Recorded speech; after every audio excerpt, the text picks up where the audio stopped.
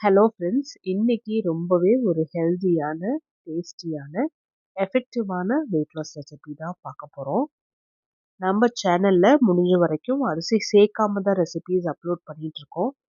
இது weight loss பண்ணுறவங்களுக்கா இருக்கட்டும், wait manage பண்ணுறவங்க, சுகர் இருக்கிறவங்களுக்குலாம் ரொம்பவே யூஸ்ஃபுல்லாக இருக்கும். இன்னைக்கோட ரெசிபிக்கு நான் ஒரு டம்ளரில் கம்பு எடுத்திருக்கேன். கம்பில் அதிகப்படியான ஃபைபர், புரோட்டீன்ஸ், மினரல்ஸ் இருக்குது.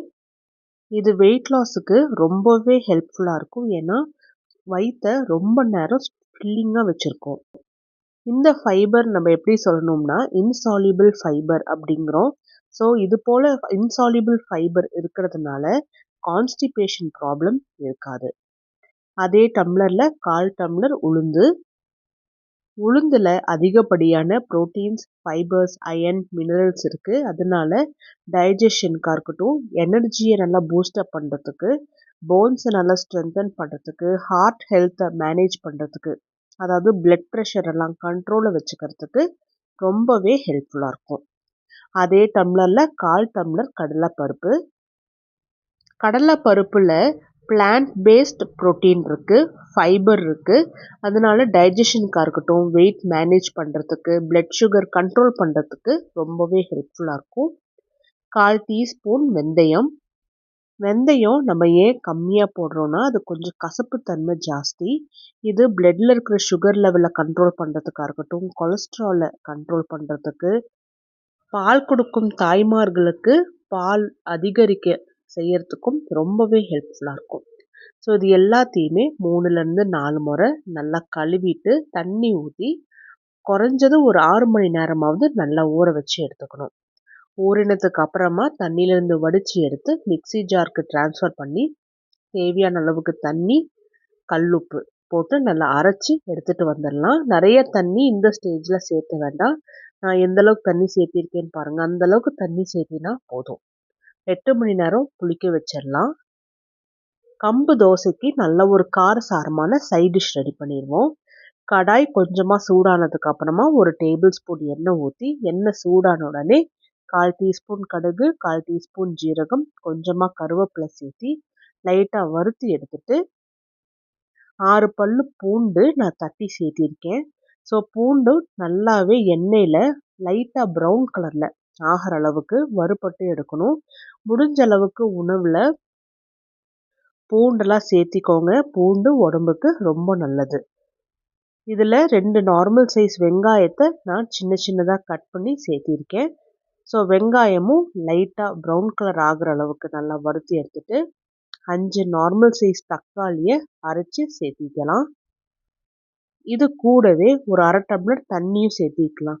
ஸோ இந்த தண்ணி சேர்த்துறது நம்மளோட விருப்பம். அதாவது சட்னியோட கன்சிஸ்டன்சி எந்த அளவுக்கு வேணுமோ அந்த அளவுக்கு தண்ணி சேர்த்தி நல்லா கலந்துட்டு இதில் தேவையான அளவுக்கு உப்பு, 1/4 டீஸ்பூன் மஞ்சள், நான் 2 டீஸ்பூன் குழம்பு மிளகாய் தூள் சேர்த்துறேன். இதுக்கு பதிலாக நீங்கள் தேவையான அளவுக்கு தனி மிளகாய் தூள், மல்லித்தூள், ஜீரகத்தூள் சேர்த்திக்கலாம். இல்லாட்டினா சிக்கன் மசாலா தூள் சேர்த்திக்கலாம். நம்மளோட விருப்பம்தான்.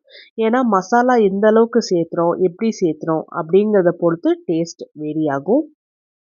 நமக்கு பிடிச்ச டேஸ்ட்டில் நம்ம ரெடி பண்ணிக்கலாம். இது கூடவே 1/4 டீஸ்பூன் பெருங்காயத்தூளும் சேர்த்து நல்லா கலந்துட்டு டேஸ்ட்டையும் செக் பண்ணிவிட்டு மீடியம் டு ஹை ஃப்ளேமில் வச்சு நல்லா கொதிக்க வச்சு எடுத்துக்கணும்.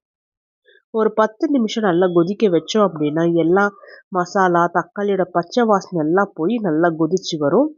கடைசியாக சின்ன சின்னதாக கட் பண்ணி வச்சுருக்கிற கொத்தமல்லி தூவி விட்டு கலந்துட்டோம் அப்படின்னா நல்ல டேஸ்டியான சட்னி ரெடி ஆயிரும். 8 மணி நேரத்துக்கு அப்புறம் மாவுமே நல்லா புளிச்சு வந்திருக்கு. நல்லா புளிச்சு வரும்போது மாவோட அந்த கெட்டித்தன்மை எல்லாமே மேலே திரண்டு வந்து நின்றும், கீழே கொஞ்சம் தண்ணியாக தேங்கி நிற்கிற மாதிரி இருக்கும்.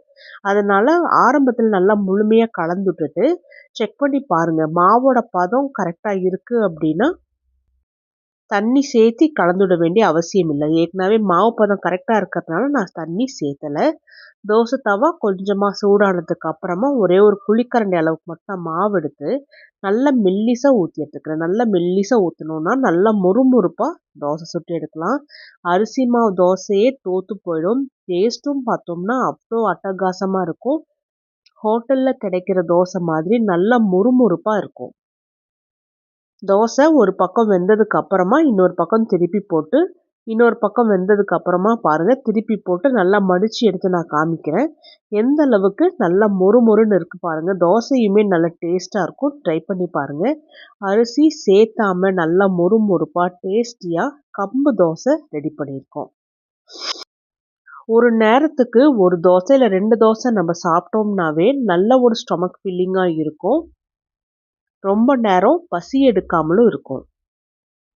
இது போல தோசை ரெசிபீஸ் வெயிட் மேனேஜ் பண்றவங்க, இல்ல வெயிட் லாஸ் பண்ணணும்னு நினைக்கிறவங்க, சுகர் இருக்கிறவங்களுக்கெல்லாம் நல்லாவே ஒரு அட்டகாசமான ரெசிபியா இருக்கும். அரிசி சேர்த்தாம என்ன சாப்பிடுறது, டேஸ்ட் இல்லாத உணவு எப்படி சாப்பிடுறது, இது போல நம்ம உணவு டெய்லி சாப்பிட்டுட்டு வந்தா நம்ம லைஃப் லாங் நம்ம சாப்பிட்டுட்டு வரலாம். இந்த ரெசிபி ட்ரை பண்ணி பார்த்துட்டு எப்படி வந்துச்சுன்னு சொல்லுங்க.